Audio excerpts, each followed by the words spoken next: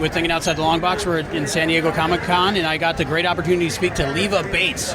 You may know her by many names. Leva Bates, the librarian, Blue Pants. That was one of my favorites. Of course, the librarian. I wanted to ask about your time in AEW. I know it's over now, and you moved on to exciting things, and you're champion. Of course, anywhere you go, you win, right? But I was very intrigued by when Blue Pants came out, and that popped like crazy. And then I was like, I thought they were going to just push you to the stars, and then it was like you're gone. What happened with Blue Pants?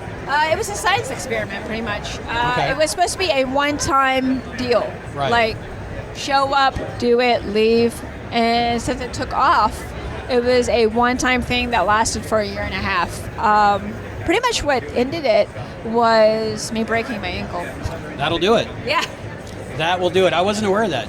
Do you think the response was because it was in South Florida, because it was for what was it, NXT or FCW at the time? It was NXT. NXT. Yeah. So the South Florida independent wrestling scene is like crazy, and you dominated that for so long. So when you came out, they already knew who you were. No, I think it was just a lot of factors. It was one of those lightning in a bottle moments. I credit a lot to Cass and Enzo because their promo got it over.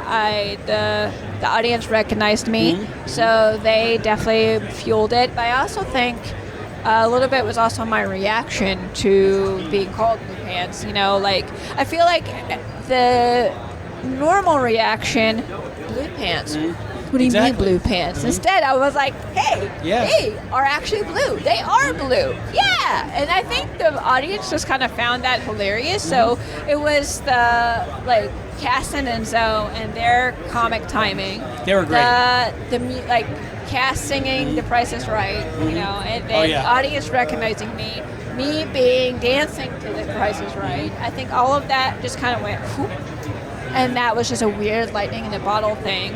And then the fact that we got a Blue Pants chant, and we went in the back, and Triple H was like, you guys got a Blue Pants chant. We just couldn't believe it.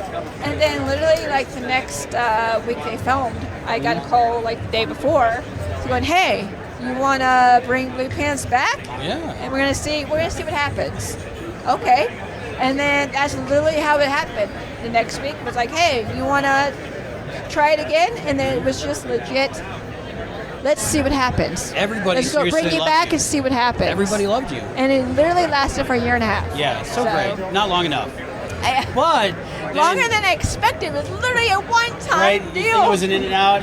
I ended up getting a shirt, merchandise. Yeah, what did you think of all that? It was just like, now I've made it, it's crazy, because I know you work really hard and you're so loved on the independents, but when you're in WWE, it might just mean something more, maybe, at that moment. All of it means a lot. It was just one of those, it was just kind of wild, and it was a ride that we're like, we don't know where this is going, but let's just check it out and enjoy it while we can, you know? And I feel like, honestly, in any type of situation you're in, you know, that's how I was with AEW. I don't know how long this is going to last, but I'm going to enjoy it while I can, you know. And AEW, I really enjoyed your character. Thank you. And you seem to be more character than actually in ring. And working with Peter and doing the BTE, like, it was all just amazing. How does that work? All the behind the scenes, like the weekly YouTube show, because you were on it most every time. With Peter and doing different things. How does that work? Do you get a cut of it, or is it just for fun? What, or is that for part BTE? of it? Yeah. It was just for fun. Just for fun? Yeah, it was one of those, we could expand and develop our character and the relationship. Because if you think about it, there's only so many hours of AEW. Yeah. Like, and there's a lot of people on AEW. A lot of people hired by AEW, and only so much time. So you're not going to have that character development through, you know, Dynamite, because you only get, if you're on Dynamite, you might get 30 seconds to 5 minutes, you know what I mean, depending if it's a match or a promo, you know what I mean? So this way, you could definitely flesh out your character, flesh out the story, flesh out the relationship, and just have fun with it. Because it was like, a lot of it's like skit comedy. So you don't really get to see a lot of that in the world of wrestling. So that got to flex our other muscles as well. Or you could have more dramatic moments, like Peter standing in the rain, crying, that type of thing. I was so into it at home.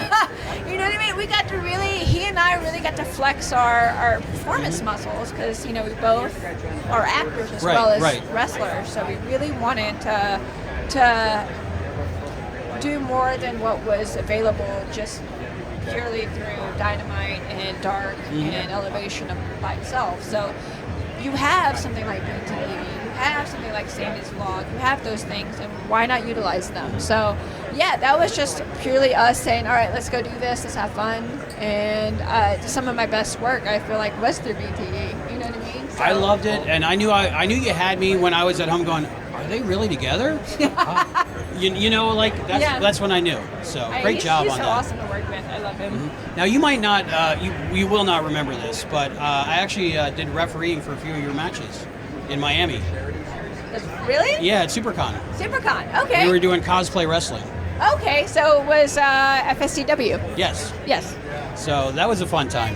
So what match? Do you remember the match? You were dressed up in some kind of anime costume. Okay. And you were doing this move.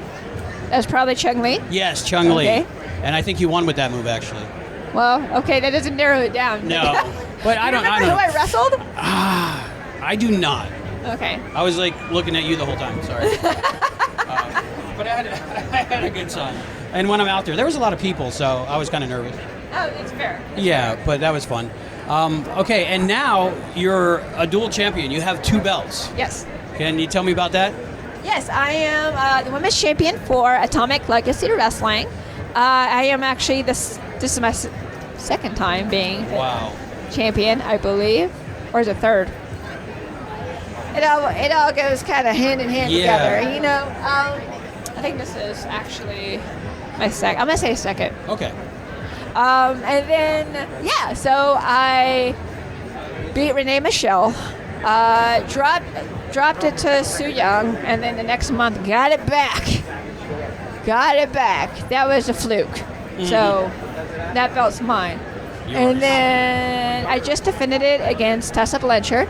Next month, which in a couple weeks, yeah, she's good. I have to defend it against Allison Kay and Teal Piper at the same time. So it's not been an easy bout of matches. So I've definitely am a defending champion there. And then I am also champion at PPW in Pennsylvania. Yep. I've been champion for a few months now, so pretty excited. I just wrestled last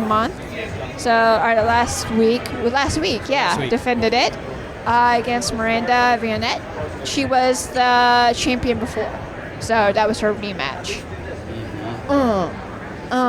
It was probably the hottest wrestling match I've ever done, because Pennsylvania was not prepared for a very humid, hot summer day. Yeah, like in Florida, we know it's going to be hot. Yes, and they keep their air conditioning on at like 60 or 50. Like they keep it so cold in Florida. So when you're indoors, you're actually cold. Yeah, when I like it's it at like 69. 100 degrees outside. 69. At Pennsylvania, they're like, oh, it's always cold here. We don't need air. But it's pretty out there. How are the crowds there? Good, yeah. Yeah, they were really hot last week, but they were really into it. It's like one of those, I wouldn't say an old school crowd, but they're very into like the characters and the stories, and they love that. And so, which is a lot of fun. Some people might not know, but you're big into streaming, and you're always on Twitch and doing different things. And can you tell me a little bit about that and your like nerd side? Because as wrestlers go, you're kind of like very much in nerd culture. I'm a Twitch streamer. I'm actually a Twitch partner. So I make a living on Twitch. I make a living playing video games. Hey, that's like the life, right? Yeah, I've been doing it. You know how everyone got in during COVID? Yeah. I was already like, 4 years in or 3 years in when everyone else got in. So I'm one of those. I was the original wrestler. Actually, I think maybe Kenny and Austin Creed, but then me. All right. So, but yeah, I stream several times a week. I do subscriber play-alongs. That's a lot of fun. I also stream what I'm currently playing. Right now, I'm currently playing Marvel Midnight Sun. I'm actually enjoying it a lot. I love the type of battle system. It's a tactical RPG, but it's also your attacks are all cards. So it's like a card game meets a tactical RPG. I love that. So I also stream Marvel Snap all the time too. Mm-hmm. So I'm big into card games. I love like digital trading card games and those type of things. So I'm a big nerd. I play anything from hack and slash to RPG to puzzle to You're Trekkie anything. too, right? I saw a First Contact poster on your wall. Yes. Yes, that's yes. awesome. I have the same My poster. whole house is like Pee-wee's Playhouse. Yeah. Like every room has a certain theme. Like my kitchen is a space theme, so it's Star Wars, Star Trek. Like I have a lot of Galactus because he's a devourer of planets. Mm-hmm. Of course, if you go in the kitchen, and then I have the Guardian stuff because I got big into Guardians. My bedroom is all horror movies and horror themed. I have an extra room that's like my closet for all of my cosplays, but it's also my wrestling room. So I have all of my like art from fans and like the stuff I've collected over the years, and then my wrestling collection that I have from like growing up and whatever. That's all in there, so that's that theme.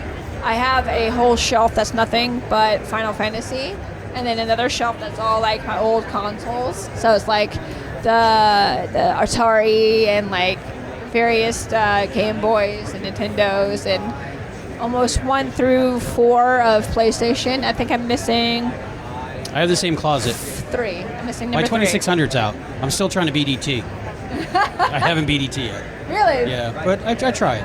Okay, well, Leva Bates, thank you so much. I have one last request. Could you shush me? You want me to what?